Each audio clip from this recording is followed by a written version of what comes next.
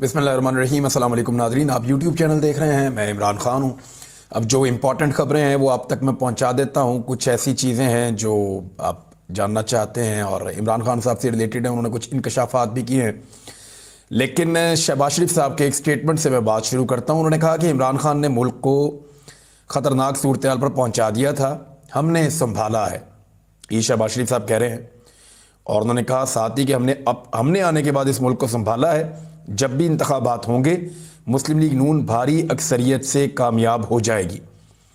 तो उन्होंने एक सियासी और माशी सूरत हाल पर तबादला ख्याल कर रहे थे एक मीटिंग में, वहाँ पे उन्होंने ये बात की है और ये मुख्तलिफ टीवी चैनल को खबर भेजी गई है, वहाँ पे ये चली भी है।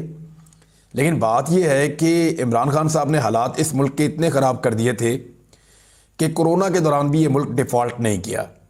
हालात इतने ख़राब कर दिए थे कि इमरान खान के दौर में पेट्रोल आलमी मंडी में महंगा होने के बावजूद 150 रुपये से कम में 1 लीटर मिल रहा था और डीजल पेट्रोल से सस्ता हुआ करता था, जो आज आपको 225 रुपये में मिलता है और आलमी मंडी में कीमत उस दौर की निस्बत कम है। इमरान खान साहब ने हालात इतने ख़राब कर दिए थे कि डॉलर जो उस वक्त 178 का था आज तकरीबन 260 रुपये का है। ओपन मार्केट में अगर आप जाते हैं तो आपको 270 का भी नहीं मिलता। इमरान खान साहब ने हालात इतने ख़राब कर दिए थे कि उस वक्त पाकिस्तान की एक्सपोर्ट्स रिकॉर्ड सतह पर चली गई थी। शहबाज शरीफ ने आकर हालात ठीक किए और फिर एक्सपोर्ट्स का बेड़ा गर्क कर दिया। इमरान खान ने हालात इतने ख़राब कर दिए थे कि टैक्स रेवेन्यू, जो रेवेन्यू कलेक्शन है पाकिस्तान में, जो टैक्स इकट्ठा हो रहा था, वो तमाम रिकॉर्ड टूट रहे थे और पाकिस्तान अपने हदफ से आगे जा रहा था। शहबाज शरीफ ने आके हालात को इतना बेहतर कर दिया कि अब रेवेन्यू कलेक्शन का जो हदफ है वो भी पूरा नहीं हो पा रहा। इमरान खान ने हालात इतने ख़राब कर दिए थे कि ओवरसीज़ पाकिस्तानियों ने पाकिस्तान पर एतमाद किया, हुकूमत पर एतमाद करते हुए रिकॉर्ड फॉरेन रेमिटेंसेस भेजी, यानी बाहर से ओवरसीज़ पाकिस्तानियों ने पैसा पाकिस्तान में भेजा, रिकॉर्ड। शहबाज शरीफ ने आकर हालात इतने बेहतर कर दिए कि अब उसके अंदर भी बहुत ज़्यादा कमी वाक़ हो चुकी है। इमरान खान साहब ने हालात इतने ज़्यादा ख़राब कर दिए थे कि मज़दूर नहीं मिल रहे थे काम करने के लिए। स्किल्ड लेबर जो है उसकी किल्लत हो गई थी टेक्सटाइल इंडस्ट्री में और आपकी एक्सपोर्ट्स बढ़ गई थी, आपकी पैदावारी सलाहियत बहुत ज़्यादा बढ़ गई थी और पाकिस्तान 2 साल से लगातार 6% के करीब तरक्की कर रहा था और ऐसा बड़े लंबे अरसे के बाद हुआ था।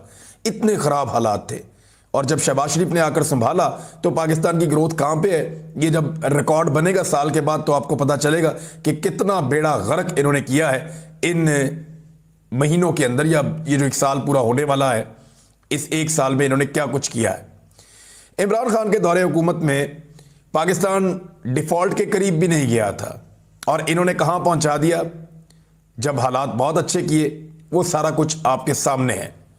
और बहुत सारी चीज़ें, महंगाई इमरान खान के दौर में बहुत कम थी, यानी 55 रुपये किलो का आटा करके इमरान खान ने हालात बहुत ख़राब कर दिए थे और 150 रुपये किलो आटे में शहबाज शरीफ ने हालात को संभाल लिया है। ऐसी बेशुमार दर्जनों मिसालें मैं आपको दे सकता हूं जो इमरान खान साहब ने हालात ख़राब किए थे और शहबाज शरीफ ने आकर बकौल शहबाज शरीफ के संभाले हैं। 1-2 मिसालें आज की खबरों में हैं, ये ज़रा आप सुनिए। एक तो ये है कि डॉलर की किल्लत की वजह से जो गैर मुल्की शिपिंग कंपनीज हैं, कई कंपनियां पाकिस्तान में काम बंद कर चुकी हैं। लगभग 7 मिलियन लोग कहा जा रहा है, 70 लाख के करीब लोग तो सिर्फ टेक्सटाइल के और दीगर शोबों के जो है वो बेरोज़गार हो गए हैं। पहले ये डाटा कम था, लेकिन फिर जब टेक्सटाइल इंडस्ट्री वालों ने खुद बताया तो उन्होंने कहा जी बेशुमार लोग बेरोज़गार हो गए हैं। हालात शहबाज शरीफ साहब ने ऐसे संभाले हैं कि गवर्नर स्टेट बैंक को जो इंडस्ट्री बंद हुई है उसकी चाबियां ताजरों ने और सनतकारों ने तोहफे में दी हैं, ये भी 2 दिन पहले। तो डॉलर की किल्लत की वजह से गैर मुल्की शिपिंग कंपनियों का पाकिस्तान में काम मुअत्तल करने पर गौर। अब वो कहते हैं हमने पाकिस्तान के अंदर खिदमात की फराहमी मुअत्तल कर देनी है। बहुत सारी कंपनियां पहले ही पाकिस्तान से भाग रही हैं, ये हालात इन्होंने पैदा कर दिए हैं पाकिस्तान में। और एक और खबर, शहबाज शरीफ साहब ने पहले क्लेम किया था कि इमरान खान ने चीन और दोस्त ममालिक के साथ, यानी सऊदी अरब, यूएई, चाइना, इनके साथ ताल्लुकात इतने ख़राब कर दिए कि मैं आपको बता नहीं सकता। भाई अगर होते तो बता सकते ना, बता नहीं सकता का क्या मतलब है। और अब असफर एहसन साहब, ये साबिक वजीर मुमलिकत है और चेयरमैन सरमायाकारी बोर्ड रहे हैं, मोहम्मद असफर एहसन, उन्होंने कहा है कि इस वक्त सऊदी अरब और चीन दोनों पाकिस्तान से नाराज हैं, जबकि इलेक्शन कराने से भी मसाइल हल नहीं होते हुए दिखाई दे रहे, क्योंकि 98% मेंबरान असम्बली दोबारा मुंतखब हो जाते हैं। यानी यही लोग वापस आ जाएंगे तो हालात को कैसे ठीक करेंगे। लेकिन उन्होंने ये कहा कि इस वक्त चाइना और सऊदी अरब पाकिस्तान से नाराज हैं, पहले नहीं थे। अब आप अंदाजा कर लें कि शहबाज शरीफ साहब ने क्या किया है। इन्होंने आने के बाद पुरानी पॉलिसीज को वापस लेकर आए। इमरान खान साहब जिन चीज़ों को बड़ी रफ्तार के साथ कर रहे थे उनको वापस मोड़ा। यानी इनका मॉडल ये होता है कि लाहौर में कुछ बना दो, इस्लामाबाद में कुछ बना दो, जो बड़े शहर है वहाँ पे बड़े बड़े स्ट्रक्चर्स बना दें, जो पैसा है वो ऐसे मंसूबों में लगाएं जिन मंसूबों से बहुत ज़्यादा किकबैक्स, रिश्वत मिले, बहुत ज़्यादा पैसा इकट्ठा हो, कमीशन मिले उसके अंदर। तो उस तरह की चीज़ें ये करते हैं। इमरान खान साहब पैसा डैम्स में इन्वेस्ट कर रहे थे, वो पैसा इंडस्ट्रियल जोन्स बनाने के अंदर इन्वेस्ट कर रहे थे, वो पैसा गवादर के अंदर इन्वेस्ट कर रहे थे और बहुत बड़े पैमाने पर गवादर के अंदर डेवलपमेंट हो रही थी। अभी थोड़े अरसे के अंदर आपको वो प्रोजेक्ट सामने नजर आना शुरू हो जाएंगे जो गवादर में इमरान खान साहब के दौरे हुकूमत में शुरू हुए हैं। अब इमरान खान साहब ने एक बड़ा इंटरव्यू दिया और उसमें एक नया इंकशाफ किया। मैंने आपको 2 दिन पहले कहा भी था और कुछ लोगों ने मेरे पे तनकीद भी की, कुछ लोगों ने कहा बल्कि राब्ता भी किया कि ये आप क्या कह रहे हैं। तो मैं आपको बता देता हूँ, इमरान खान साहब ने कहा कि हम उम्मीद कर रहे थे कि जनरल रिटायर बाजवा के बाद फौज न्यूट्रल होगी, लेकिन बदकिस्मती से अभी न्यूट्रल नहीं। मिस्टर एक्स, मिस्टर वाई ने हमारे एमपीएस को धमकियां दी हैं और इमरान खान साहब ने कहा कि हमारे एमपीएस को कहा गया कि इमरान खान पर कांटा डाल दिया गया है। नवाब अकबर बुगटी पर भी कांटा लगाया गया था। आज तक बलूचिस्तान के हालात ठीक नहीं हो सके। सियासी लीडरों को कांटे लगाकर ख़त्म नहीं किया जा सकता। ऐसे वाकयात से सियासी लीडर ख़त्म नहीं, मुल्क का नुकसान होता है। नए आर्मी चीफ से मेरी कोई बातचीत नहीं हुई। उन्होंने कहा कि एस्टेब्लिशमेंट एक हकीकत है जो सबसे ज़्यादा मुनज़्ज़म है। कोरोना, पोलियो, सैलाब, टिड्डी दिल के दौरान फौज ने बड़ा अच्छा काम किया था। जनरल बाजवा को एक्सटेंशन देना मेरी बड़ी गलती थी। एक्सटेंशन के बाद जनरल बाजवा ने उनको एनआरओ दिया था, एनआरओ देकर जुल्म किया गया। हमें पता ही नहीं था कि हुसैन हक्कानी को फॉरेन ऑफिस ने हायर किया है। उसने अमेरिका में मेरे खिलाफ लॉबी की और बाजवा को सपोर्ट करना शुरू कर दिया था। ये मैं आपको पहले बता चुका हूं कि हुसैन हक्कानी को हायर किया गया था इमरान खान साहब की मालूमात से बाहर, और उसमें हुसैन हक्कानी जो कर रहे थे उससे जनरल बाजवा को अमेरिका में पजीराई मिल रही थी और इमरान खान के खिलाफ जो है वो प्रोपेगेंडा हो रहा था और उनकी पॉपुलैरिटी अमेरिका के अंदर कम हो रही थी, या इमरान खान के खिलाफ जज्बात भड़क रहे थे अमेरिकन एस्टेब्लिशमेंट के। चेयरमैन पीटीआई ने कहा कि ये लोग इलेक्शन नहीं ऑक्शन के जरिए आते हैं। इनके साथ साबिक आर्मी चीफ मिला हुआ था। जनरल बाजवा कहते थे इकॉनमी पर तवज्जो दें, एहतसाब को भूल जाएं। वो एक्सटेंशन से पहले लोगों को इनकी चोरी का खुद बताते थे। उन्होंने कहा कि ये लोग करप्ट हैं। जनरल बाजवा ने यू टर्न लिया, पहले उन्हें चोर और फिर उन्हीं को ऊपर बैठा दिया। यानी मैंने भी आपको याद एक दिन कहा था कि कल तक वो चोर थे, डाकू थे, लुटेरे थे और अब हालात आपने उनके लिए कुछ और कर दिए हैं, तो ये तो नहीं हो सकता। नवाज शरीफ की रिपोर्ट देखकर उन्होंने कहा हम पहले घबरा गए थे। इमरान खान ने कहा आहिस्ता आहिस्ता हमें पता चला कि नवाज शरीफ की मेडिकल रिपोर्ट गलत बनाई गई थी।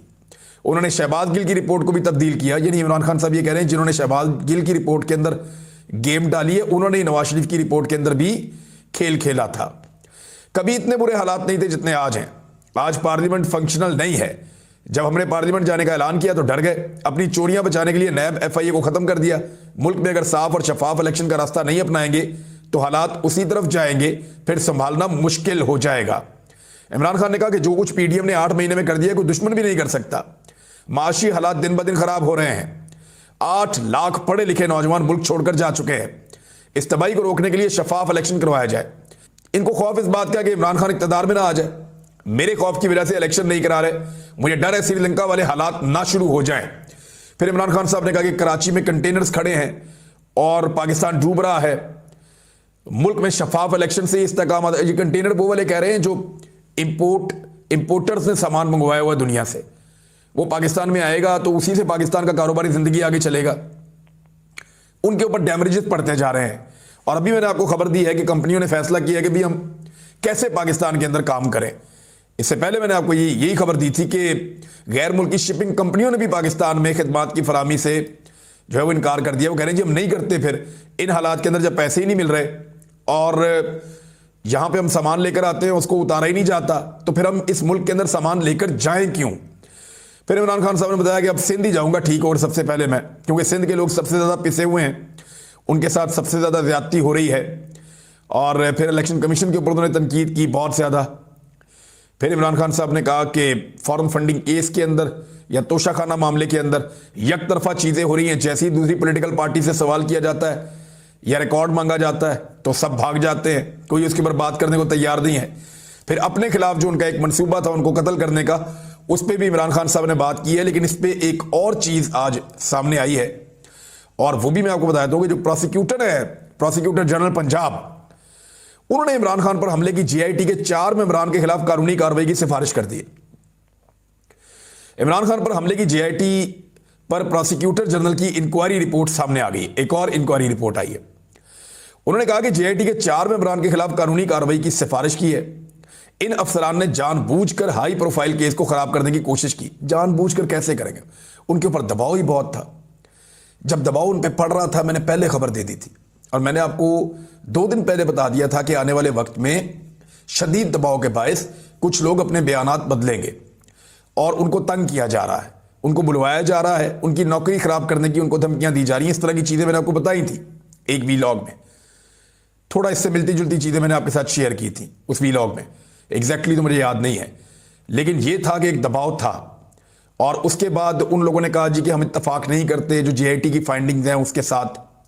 तो प्रोसिक्यूटर जनरल ने अब इसको जब डिटेल के साथ पढ़ा और चीज़ों को देखा तो फिर उन्होंने अपनी एक रिपोर्ट तैयार करके दी है। उन्होंने कहा फोरेंसिक एजेंसी की 2 रिपोर्टों से साफ शवाहिद मिल रहे हैं। हमलावर 3 थे।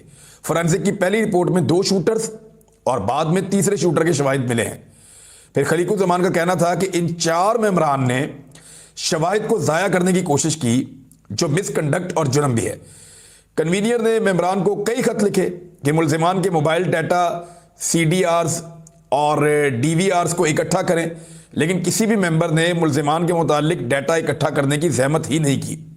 इन्हीं बेचारे दबाव के अंदर थे, दबाव में क्या काम करेंगे? पाकिस्तान की एस्टेब्लिशमेंट इतना दबाव डालती है ब्यूरोक्रेट्स के ऊपर और पुलिस के ऊपर खास तौर पे, और वो बड़ा वायरल भी हो रहा है क्लिप। मैंने 2 दिन पहले एक जगह पे मैं और सिद्दीक बैठे हुए थे तो मैंने वहाँ भी बताया कि एस्टेब्लिशमेंट अपने सारे गंदे काम जो है वो पुलिस से करवाती है ज़्यादातर, और पुलिस को बहुत तंग करते हैं। पुलिस उनके गंदे कपड़े धोती रहती है और बदनाम होती रहती है। हालांकि पुलिस खुद इतनी गंदी नहीं है जितने गंदे काम उनसे करवाए जाते हैं।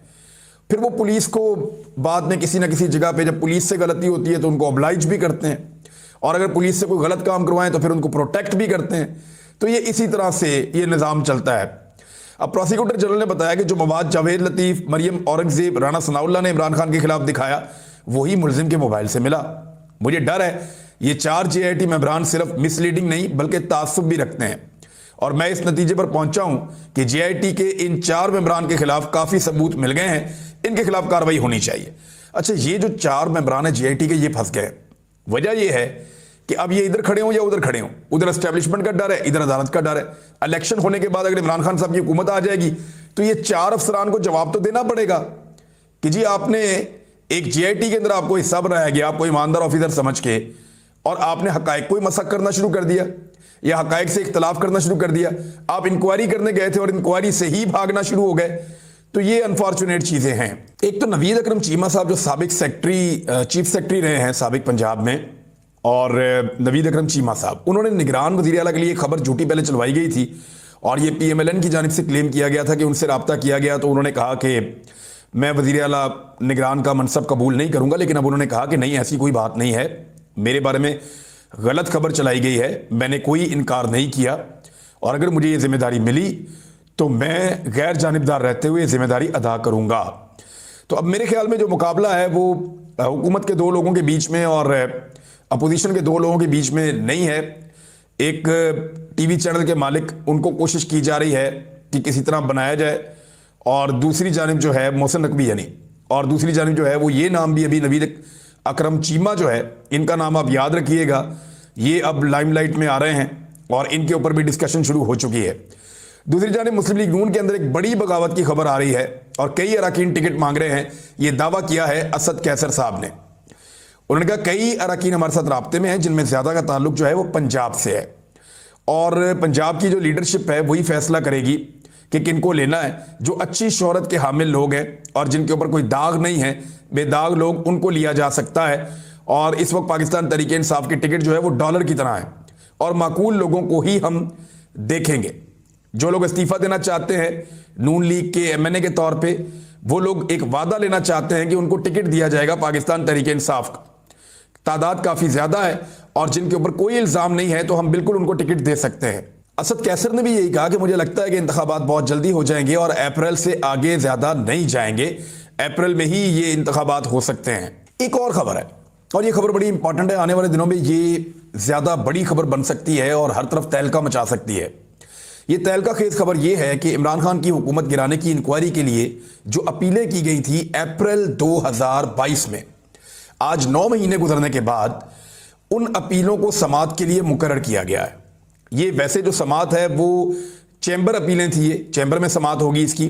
सुप्रीम कोर्ट ने इमरान खान की हुकूमत को आलमी साजिश के जरिए हटाने की इंक्वायरी के लिए दायर चैम्बर अपीलें समाअत के लिए मुकर्रर कर दी हैं। अब देखें इसमें साइफर सामने आ सकता है।